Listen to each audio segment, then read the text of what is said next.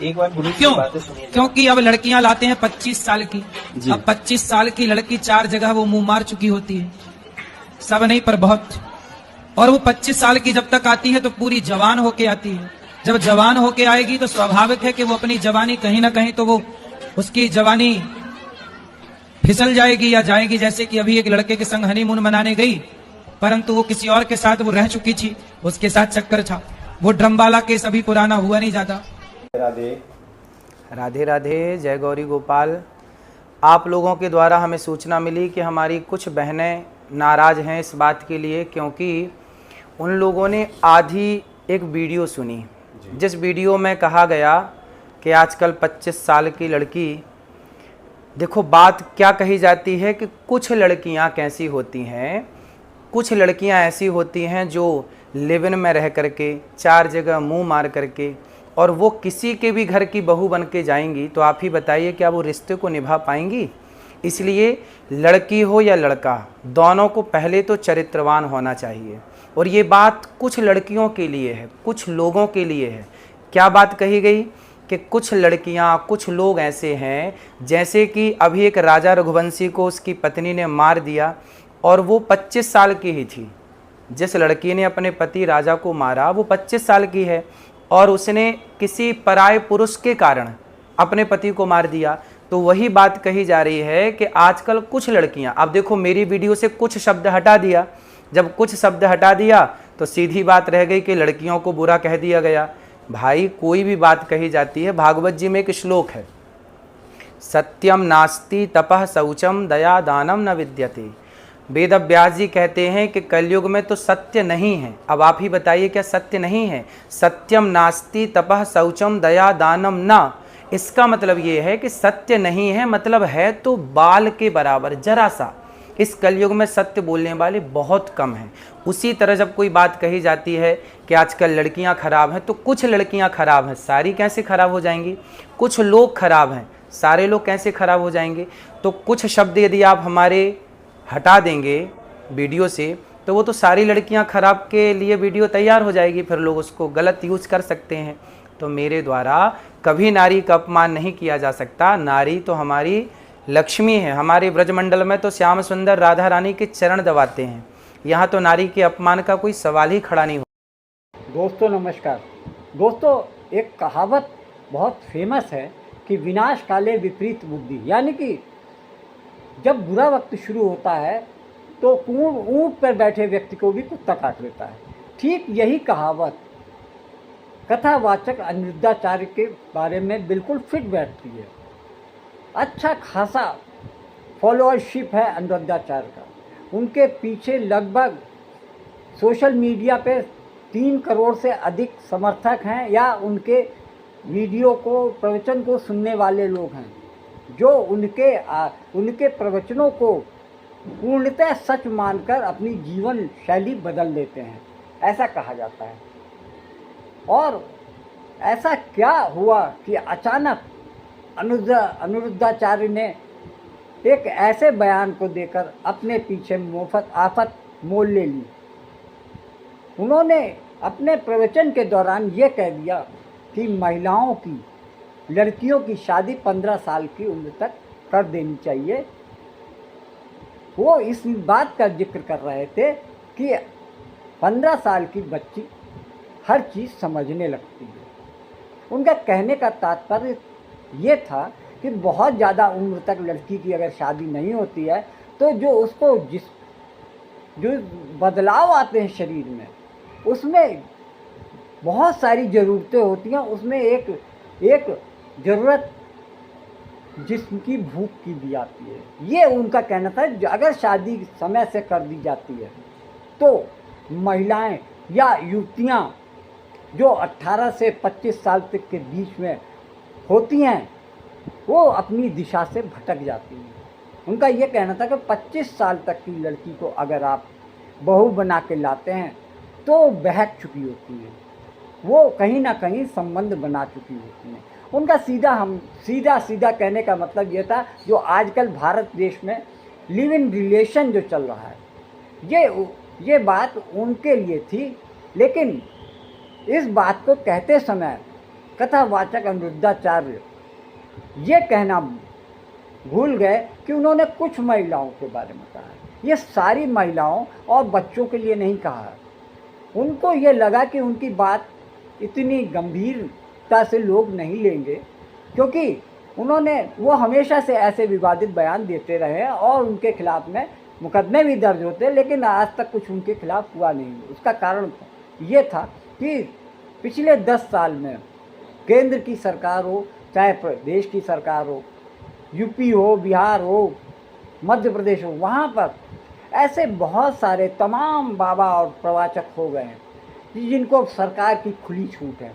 सरकार के मंत्री, पार्टी के नेता वहाँ जाकर नतमस्तक रहते हैं और उनका जो पंडा पुजारी कथावाचक होते हैं, उनके पीछे जो भारत की अंधभक्त क्या कहा जाए, अंधविश्वासी लोग उनके आश्रम में जाके पैरवी करते हैं, उनके प्रवचनों में शामिल होते हैं और उनके इन कथावाचकों के एक इशारे पर जनता जिस तरफ मोड़ना चाहे उस तरफ मुड़ जाती है। यही वजह है कि पिछले 10 साल से देश में कथावाचकों, पंडा पुजारियों और तमाम ढोंगी बाबाओं की बाढ़ सी आ गई है। उनको हर तरीके की जो उनको अभयदान मिला है वो सत्ताधारी दल और सरकारों की तरफ से मिला हुआ है। आप ये तो जानते ही हैं कि सत्ताधारी दल की जो राजनीति शुरू होती है मंदिर और पुजारियों के बीच से शुरू होती है। जब से आपने देखा होगा सरकार आई है भारतीय जनता पार्टी की, पूरे देश में पुजारियों द्वारा धार्मिक कार्यक्रम, अनुष्ठान, यज्ञ आदि कराए जाते हैं और उस दौरान पीछे से सरकार की तारीफ, सरकार के प्रभुत्व को बताना और उनके प्रति अपनी सद्भावनाएं रखने के कारण भारतीय जनता पार्टी उनके ये एक तरीके से कहा जाए कि धार्मिक अनुष्ठान और यज्ञ आदि के जरिए पुजारी भारतीय जनता पार्टी के एजेंट के रूप में। राधे राधे, जय गौरी गोपाल। आप लोगों के द्वारा हमें सूचना मिली कि हमारी कुछ बहनें नाराज हैं इस बात के लिए, क्योंकि उन लोगों ने आधी एक वीडियो सुनी जिस वीडियो में कहा गया कि आजकल 25 साल की लड़की, देखो बात क्या कही जाती है कि कुछ लड़कियां कैसी होती हैं, कुछ लड़कियां ऐसी होती हैं जो लिव इन में रह करके 4 जगह मुंह मार करके और वो किसी के भी घर की बहू बन के जाएंगी, तो आप ही बताइए क्या वो रिश्ते को निभा पाएंगी। इसलिए लड़की हो या लड़का, दोनों को पहले तो चरित्रवान होना चाहिए। और ये बात कुछ लड़कियों के लिए है, कुछ लोगों के लिए है। क्या बात कही गई कि कुछ लड़कियां, कुछ लोग ऐसे हैं, जैसे कि अभी एक राजा रघुवंशी को उसकी पत्नी ने मार दिया और वो 25 साल की ही थी। जिस लड़की ने अपने पति राजा को मारा वो 25 साल की है और उसने किसी पराये पुरुष के कारण अपने पति को मार दिया। तो वही बात कही जा रही है कि आजकल कुछ लड़कियां, अब देखो मेरी वीडियो से कुछ शब्द हटा दिया, जब कुछ शब्द हटा दिया तो सीधी बात रह गई कि लड़कियों को बुरा कह दिया गया। 25 साल की अविवाहित लड़कियों का चरित्र ठीक नहीं होता, वह 4 जगह मुंह मार चुकी होती है। कथावाचक अनिरुद्धाचार्य के इस बयान ने पूरे देश में बवाल खड़ा कर दिया है। दरअसल उन्होंने कहा है कि लड़कियों की शादी 14 साल में कर देनी चाहिए। 25 साल की अविवाहिता लड़कियों का चरित्र ठीक नहीं होता, वह 4 जगह मुंह मार चुकी होती हैं। और महाराज का ये जो वीडियो है तेजी से वायरल हो रहा है। महिला संगठनों और वकीलों ने इसे संविधान विरोधी और महिला की गरिमा पर हमला बताया है। मथुरा बार एसोसिएशन की महिला वकीलों ने एसएसपी को ज्ञापन सौंपा और कड़ी कार्रवाई की मांग कर डाली है।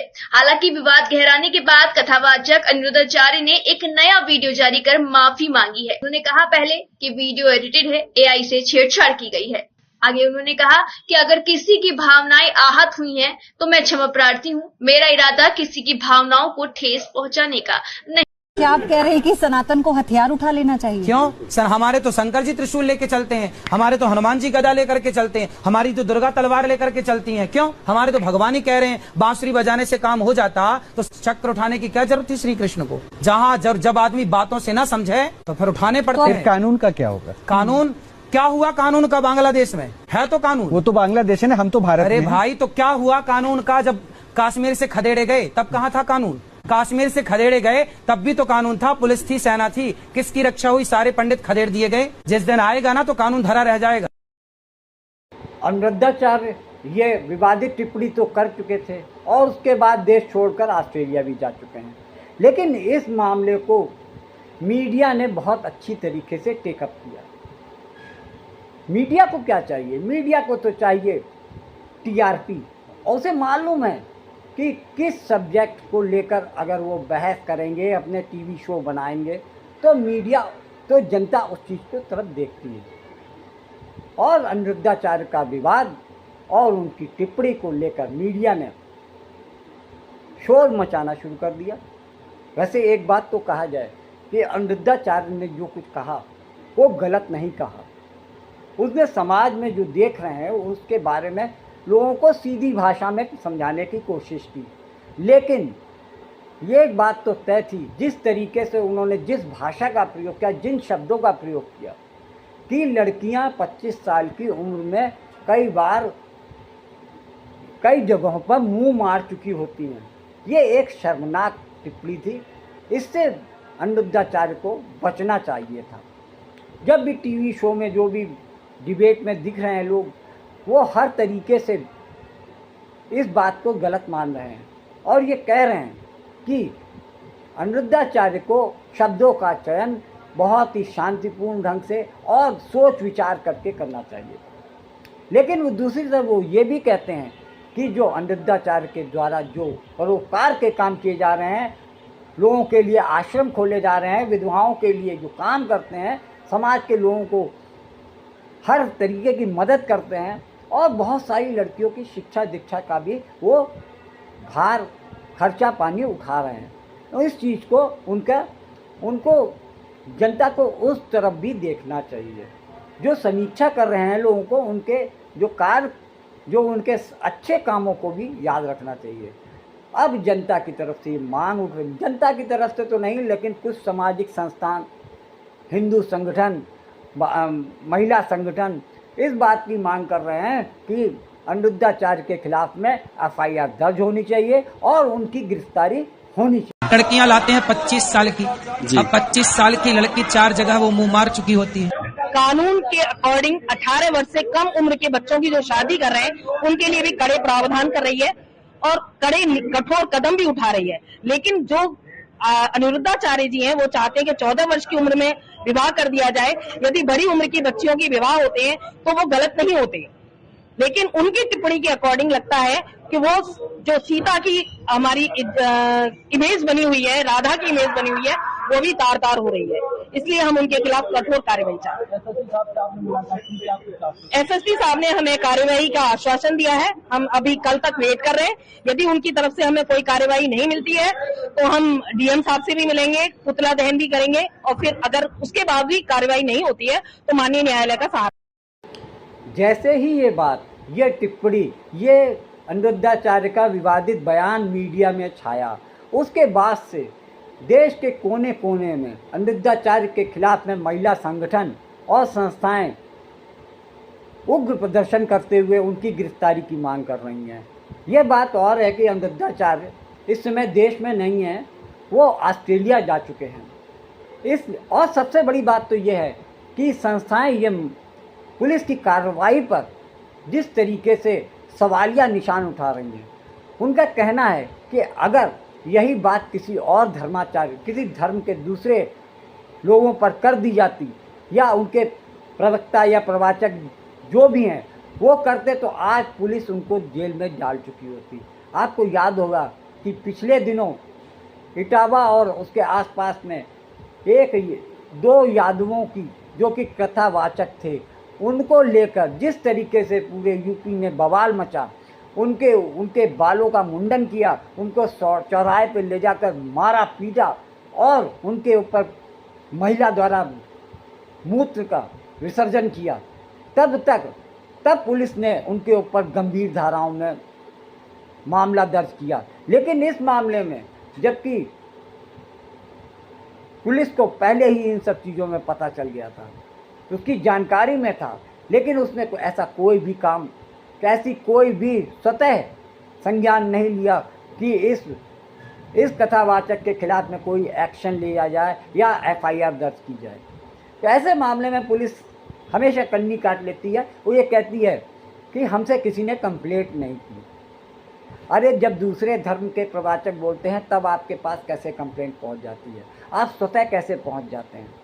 सबसे बड़ी बात तो ये है कि धर्माचार्यों, प्रवाचकों, कथावाचकों और इस तरीके के ना जाने कितने बाबा देश में घूम घूम कर धर्म के नाम पर राजनीति कर रहे हैं, राजनीतिक पार्टियों के सपोर्ट में खड़े हो जाते हैं।